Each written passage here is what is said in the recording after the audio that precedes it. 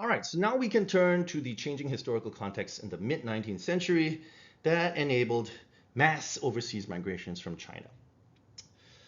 Within China, two developments in this period are noteworthy. One important longer-term factor is something that we've been talking about, which is the increase in China's population across the 18th century. As its population grew and as cultivable land in South China decreased, overseas migration became increasingly attractive as a way of overcoming demographic limitations. A second, more short-term internal development was the social and political disorder caused by the spread of opium and the Taiping Civil War. This was a push factor, right, that drove many families to pursue overseas migration as a survival strategy. But I want to complicate this sort of push-pull framework by pointing out that coastal South China was relatively less devastated by the Taiping Rebellion than the Jiangnan region, and that if we sort of argue that the establishment of treaty ports is what facilitated migration between South China and Southeast Asia, well, then we should also note that treaty ports were established up and down the Chinese coast and even in the interior and not just in Fujian and Guangdong. So in other words, we need the reasons that migration persisted between coastal South China and elsewhere, the reason that emigration was greater from coastal South China than other regions has to do with pre-existing patterns of emigration. And so what happened before the 19th century, the pre-existing patterns established before the 19th century continued to be influential well into the age of mass migrations. All right, so next we need to think about coastal South China and Southeast Asia, but also other parts of the world, right, as sort of interconnected world regions within the context of an expanding global imperialist capitalism. Treaty ports and the British colony of Hong Kong were really important here. They facilitated mass migrations to colonies in Southeast Asia and elsewhere in which demand for cheap labor was growing, especially after the abolition of the slave trade, right, depicted here on the bottom right. Now, in treaty ports, as we have seen, foreigners were not subject to Chinese law because of extraterritoriality. In Hong Kong, which became the primary node through which overseas and especially Cantonese migration increased to really unprecedented volumes, both Chinese and foreigners were only subject to British law. And so you could recruit migrant labor under foreign initiative and legal protection, and local Chinese officials could simply be bribed to look the other way. More broadly, during this period, we also need to think about how technology contributed to the expansion of overseas migration. New technologies, right, associated with China's incorporation into the Western imperial order, such as steamships. There's a fantastic book on it by Anne Reinhardt, Navigating Semi-Colonialism. Steamships enabled more persons to move around faster and reach more distant places, especially as they became more widespread and cheaper. The age of mass migrations wasn't just characterized, however, by the increase in the volume of emigration. Immigrants from the mid-19th century onwards were also able to reach more remote destinations than before because of new transportation technologies. Southeast Asia remained the primary destination for most migrants because of its relative proximity to China, because of historical precedent, and because of Western imperial expansion in the region. Industrialization in countries such as Britain, France, the United States, and the Netherlands also fueled global demand for raw materials, which Chinese migrants helped to extract. The majority of Chinese who migrated to Southeast Asia went to British Malaya, including Singapore. Mass migration to Malaya began in 1874.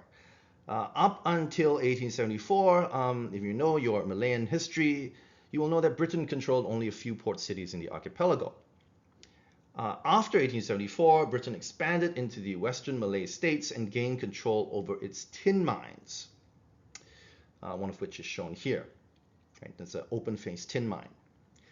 Around the turn of the 20th century, global demand for rubber grew, and so this in turn increased in demand for laborers, which the British could now import into Malaya from the treaty ports that they controlled in China. And it is during this period, of course, that Singapore develops rapidly as a major transshipment port for world trade, attracting immigrants from virtually every port city in China and from every dialect group, with Hokkiens, Teochews, and Cantonese predominating.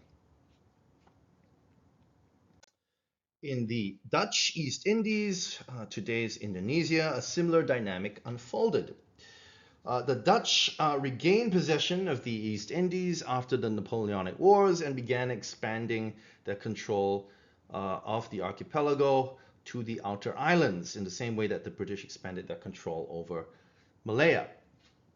And as in Malaya, the tin mines, right, in the Dutch East Indies required large numbers of unskilled workers. The Dutch were able to recruit these tin miners from among the Hakka community in Guangdong through Chinese middlemen of the same dialect group. Right? This is how one typically was recruited, via people from your dialect group. But during the age of mass migrations, Chinese also migrated to the Americas, Australia, and Africa, white settler colonies, in other words. In 1848, gold was discovered in California, luring gold prospectors from around the world and Cantonese from the Pearl River Delta. This is why by 1852, 10%, right, of California's population was Chinese.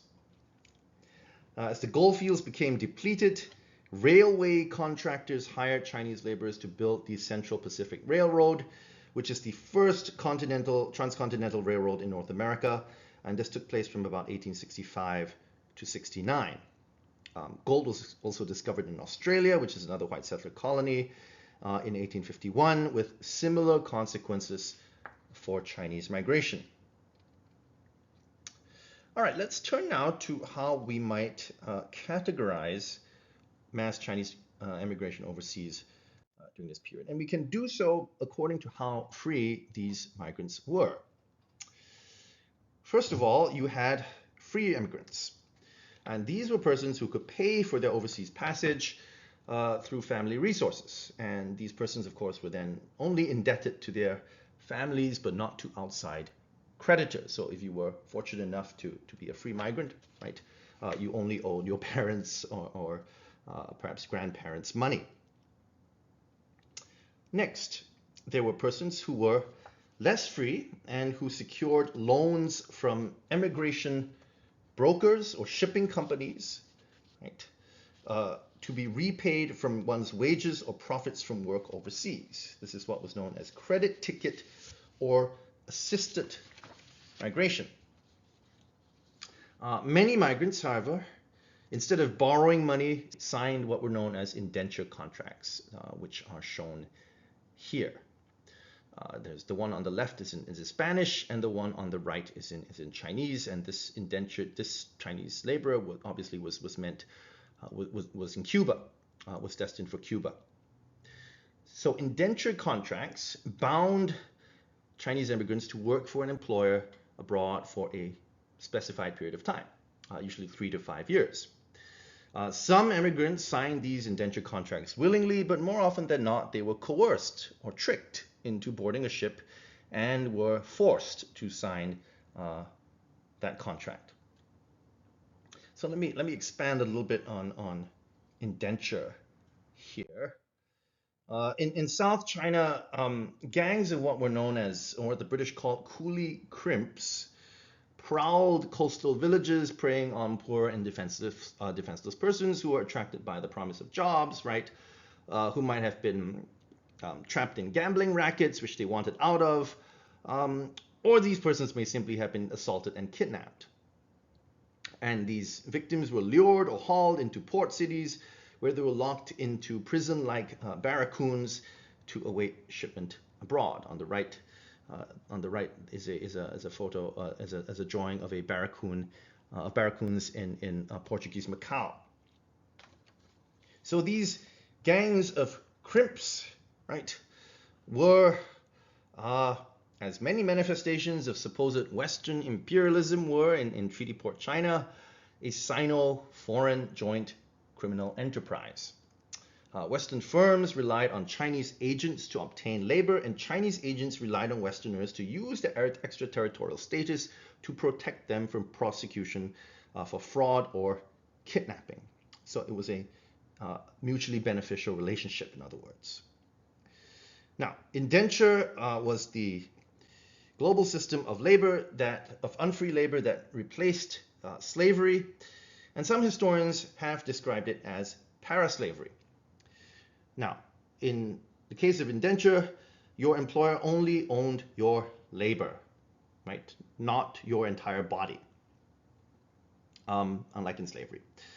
But contract renewals were often compulsory, and workers lived in what amounted to captivity. The contract, an example of which we've already seen, the contract itself was usually unintelligible to the illiterate signer, and its interpretation and enforcement were entirely dependent on your employer and the colonial state. This is to say, nothing of the actual passages abroad. On ships bound for the Western Hemisphere, coolies were locked in overcrowded, reeking, airless hulls during the months-long voyages to the US, the Caribbean, and South America. And it was common for one to die from scurvy, dysentery, dehydration, or suicide. In response, Qing officials, facilitated by that institution that we've talked about, right, the Imperial Maritime Customs Service, went on missions to investigate labor conditions of Chinese migrants in Cuba and Latin America. And this is all part of the Qing state's growing diplomatic efforts in the late 19th century. This is how we get something called the Cuba Commission Report, an investigation into the labor conditions of Chinese migrants in Cuba. All right. I'm going to turn now to talking about migrant society and sort of its institutions. And let's recall what we discussed earlier about the Chinese family. We talked about the Chinese family earlier as a spatially dispersed unit, and we talked about language or dialect as one of the building blocks of Chinese communities overseas. Chinese immigrants arrived in foreign countries or colonies with a strong sense of obligation to their families back home. Many, at least early on, hoped someday to return to their hometowns, even if this was unrealistic. And so an important question for them was how to fulfill obligations to their families in China. How were they to remit money, for example, to their families? At the same time, these migrants needed to adjust to life overseas in countries, particularly in white settler colonies, right, like the US and Canada and Australia, where the local population and state were often hostile towards them. So how does one adapt to life overseas? How do you find jobs? How do you protect yourself? To maintain their ties to their hometowns and families and to adjust to life in a foreign country, Chinese migrants formed a variety of institutions and venue societies, such as native place lodges, or huiguan, surname associations, and brotherhood associations. And you get a sense of these associations from this map of downtown Singapore that shows the 27 different Chinese associations in the vicinity. So collectively, these institutions form the basis of what we in Singapore today would consider to be traditional Chinese culture and society, even though they aren't really that old. You also find these institutions in cities such as Shanghai, right, that were themselves destinations for internal migrants. Okay, let's talk about huiguan. Whether in Singapore, Shanghai, or Hong Kong, right, Huiguan were important in connecting migrants to their hometowns and to their families. And one thing that you did as a Huiguan was to socialize, and you might also have gone there to pay respects to deities such as Mazu, right? The goddess of seafaring. Huiguan also provided essential services to migrants. They enabled migrants to remit money. They provided housing, lodging, temporary housing. They were where one found one's ancestral shrines. They performed funerary rites. And crucially, these Huiguan helped migrants find employment in these venue societies. In this regard, native place ties, as we have discussed, were economically beneficial. Members of particular dialect groups tended to be associated with particular occupations. Merchants and artisans, for example, formed guilds based on such ties to secure a particular economic niche. Right? Bicycles, laundry, general goods stores, and they exploited dialect ties to close off certain professions to only one's compatriots, to only people who spoke a particular dialect. What were some of the other associations that migrants formed? You had surname associations, right? These were mutual aid and social clubs within a particular language or dialect group, and they were based on real or imaginary kinship ties between their members, right? All of whom shared the same surname. There were also brotherhood associations, also known as triads or secret societies, such as the Heaven and Earth Society.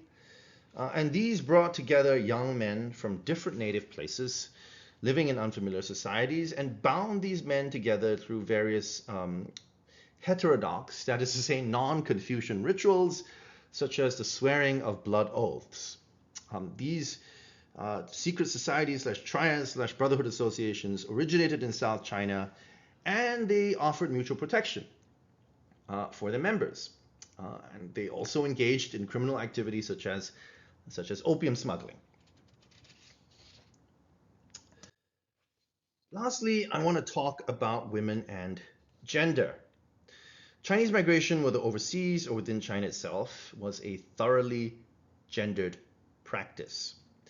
It was grounded in the institution of the traditional Chinese family, within which adult men tended to engage in wage labor away from home, while women fulfilled a range of productive, reproductive, and managerial tasks at home, which is also a form of labor, albeit one that is invisible, so-called invisible. So because of this gender division of labor in China, until the 1920s or so, most overseas migration from southern China consisted of men. And in some venue societies, gender disparities within Chinese migrant communities could be as great as 12:1. That said, we also need to talk about the families that some migrants, male migrants, right, established in partnership with indigenous women. These relationships were sometimes legitimized through marriage, and sometimes they were not. And they took place pretty much everywhere, and they were really sort of what we might consider strategic, economic, and sexual alliances, in that they enabled foreigners to integrate into local societies. And in some cases, and that's what we have here, in what anthropologists call uxorilocal, as opposed to patrilocal marriage, a male Chinese migrant might even reside with his indigenous wife's family, take her surname, and inherit her family's property. Right. Gradually, though, during the age of mass migrations, more and more Chinese women became migrants. And it's the same poverty that drove young men to seek fortunes overseas, or parents to send their sons overseas to work, impel women to venture abroad. Like men, women could be deceived or coerced into migrating by recruiters, female recruiters, right? who roamed the southern countryside in search of potential targets. So if you wanted to recruit women, typically you were a woman yourself. And these women recruiters, these female recruiters, were part of a wider network of brokers, intermediaries, and creditors who closely controlled every stage of these female migrants' journeys. And unlike men, women were much more likely to travel without physical constraints. Right. Okay. Moving on. This is a fantastic image from the Chinese Heritage Center. You should check it out if you haven't already. What did these women get up to?